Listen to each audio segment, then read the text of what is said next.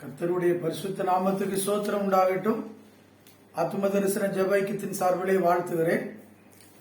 இந்த ஆன்மாவின் ஆகாரமாக ஒரு வசனத்தை நான் தியானிக்கலாம். 119ஆம் சங்கீதத்தில் 29-30 வசனங்களிலே தாவீது இப்படியாக சொல்லுகிறார். என்ன சொல்லுகிறார் அப்படின்னா, பொய் வழியை என்னை விட்டு விலக்கி உடைய வேதத்தை எனக்கு அருள் செய்யும். மெய் வழியை நான் தெரிந்து கொண்டு உடைய நியாயங்களை எனக்கு முன்பாக நிறுத்தினேன். 2 வழியை சொல்றார். ஒன்னு பொய் வழி, இன்னொன்று மெய் வழி. எல்லாருக்குமே தெரியும் இந்த உலகத்துல எது பொய் வழி எது மெய் வழி அப்படின்னு எல்லாருக்கும் ஓரளவுக்கு தெரிஞ்சுதான் இருக்கும். நம்ம போற பாதை சரியானதா அல்லது தவறானதா அப்படிங்கறத நம்ம அறியணும். அதாவது ஒரு வயதான முதியவர், அவருக்கு கண் பார்வை சரியா தெரியல. அவர் ஒரு மரத்துக்கு கீழே எப்போது இருப்பார். அப்படி இருக்கும் பொழுது அந்த வழியாக ஒரு வழிபோக்க மாதிரி ஒரு மனிதன் வந்தான். அவன் கேட்டான், பெரியவரை இந்த வழியா யாராவது போனாங்களா அப்படின்னு கேட்டான். அவர் சொன்னாரு, எனக்கு கண் பார்வை தெரியாதப்பா, யாரும் போன மாதிரி தெரியல. சரி, கொஞ்ச நேரம் கழித்து அடுத்து ஒருவர் வந்தார். என்ன பெரியவரை, மரத்துக்கு கீழே உட்கார்ந்து இருக்கிறீர, இந்த வழியா யாராவது போனாங்களா? சொன்னார். இதே கேள்வியோடு ஒரு ஆள் கேட்டார். அவர்கிட்ட என்ன தெரியாதுன்னு சொன்னேன். ஆனா ஏன் அறிவு கேட்டு யாரும் போன மாதிரி தெரியல ஐயா. கொஞ்ச நேரம் கழித்து இன்னொருத்தர் வந்தார், இன்னொரு மனிதர் வந்தார். அவர் ஐயா பெரியவரே, இந்த வழியாக யாரேனும் எவரேனும் போனார்களோ அப்படின்னு அந்த பெரியவர் சொன்னார், அரசனே அரசனே ராஜாவே வாழ்க. இதே கேள்வி முதல்ல ஒரு சாதாரண சிப்பாய் கேட்டான், இரண்டாவது ஒரு மந்திரி கேட்டார், இப்ப ராஜா நீங்களே இந்த கேள்வி கேட்கறீங்க. இந்த ராஜா அப்படியே மிரண்டு போனாராம்.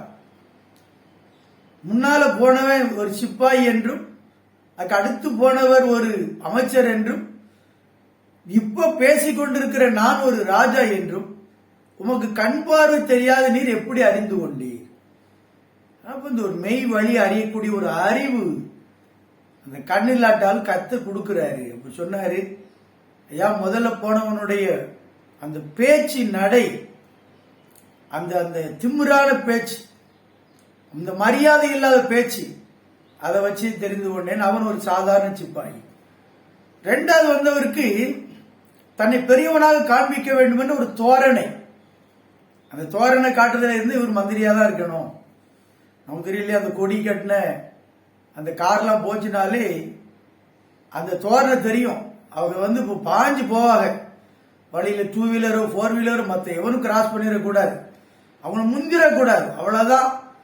உடனே அவங்களுக்கு கோபம் உச்சில வந்துடும். ஏன்னா அவங்க போக்கு அப்படிதான் இருக்கும். ஏன்னா அவர்கள் அதுல அந்த பதவி மோகம், பதவி வெறி பிடித்தவளா இருப்பாங்க. தங்களுடைய அந்த கட்சி எப்படிப்பட்டதுன்னு அறியணும் அப்படிங்கிற ஒரு எண்ணம் இருக்கும். சரி போகட்டும், ஏன்னா இந்த இப்படிப்பட்ட பிரச்சனைகள் நிறைய நடந்துகிட்டு தான் இருக்கு. கர்த்தருக்கு ஸ்தோத்திரம். அவன் மூன்றாவது, எப்படி என்னை ராஜாவாக அறிந்தீர் அப்படின்னா சொன்னா, உங்களுடைய பணிவான வார்த்தை, உங்களுடைய பெருந்தன்மையான குணம், மற்றவர்களை மதிக்கக்கூடிய அந்த தன்மை, அதான் ஆளுகை செயலுடைய முக தரிசனத்தை தேடுகிறவர்கள் அநேகர். முதல்வரை பார்க்கணும், பிரதமரை பார்க்கணும், கலெக்டரை பார்க்கணும் அப்படின்னு எல்லாருக்கும் ஒரு ஆசை. ஆளுகை செய்கிறவர்கள் அவங்க முகத்தை பார்த்தாலே உங்க பிரச்சனை மாறிடும் அப்படிங்கிற எண்ணத்துல தான் மக்கள் வருவார்கள். ஆனால் அவனவனுடைய நியாயம் கர்த்தரால தான் தீரும். எத்தனை அமைச்சர் போய் பார்த்தாலும், எத்தனை ராஜாக்களை பார்த்தாலும், எத்தனை பேர்ட்ட ஓடி ஓடி நம்முடைய கஷ்டத்தை நஷ்டத்தை சொன்னாலும், இந்த உலகத்தில் யாரு நமக்கு நியாயம் செய்வதற்கு மனமுள்ளவர்களாய் காணப்பட மாட்டார்கள். ஆனா கர்த்தரிடத்துல, ஆண்டவராய் இயேசு கிறிஸ்துவினிடத்துல நீங்க அமர்ந்திருந்து அழுது பாருங்கள், ஜெபித்து பாருங்கள்.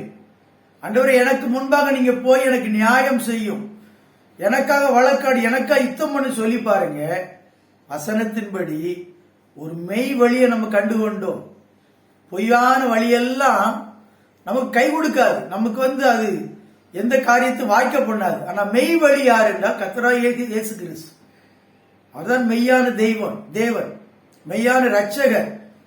வானத்தை பூமி உண்டாக்கின ஆண்டவர், சர்வ சிருஷ்டிக்கும் அவர்தான் ராஜா. இன்னைக்கு வந்து இயேசு கிறிஸ்துவை பத்தி எத்தனை இடங்கள்ல வாய்க்க வந்து பேசுறாங்க, அவருடைய சுவிசேஷத்தை தடை பண்றாங்க.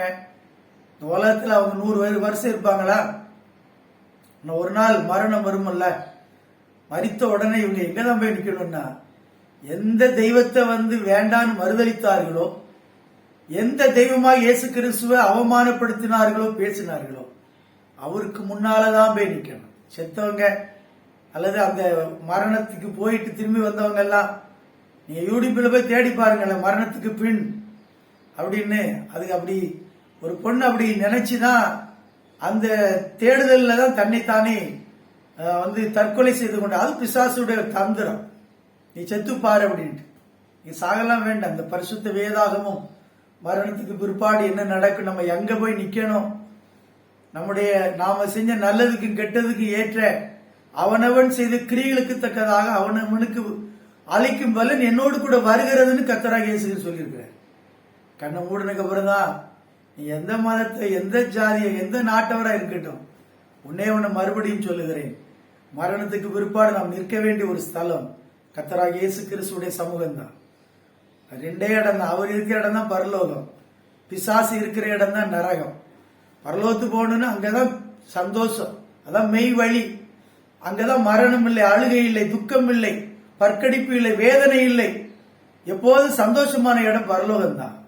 நரகம் என்பது அழுகையும் பற்கடிப்புமான இடம். அங்கே வந்து மரணத்தை விரும்பினால் மரணம் வராது. அத்தனை அக்கினி கடலுக்குள்ளே அங்கே வேதனையுள்ள ஒரு இடம் தான் நரகம். அதனால கர்த்தர் சொல்றாரு, உங்களுக்கு பொய் வழி வேணுமா, மெய் வழி வேணுமா? மெய்யான வழி கர்த்தராகிய இயேசு கிறிஸ்து. அவரை நம்புங்க, கர்த்தர் உங்களை ஆசீர்வதிப்பார். God bless you.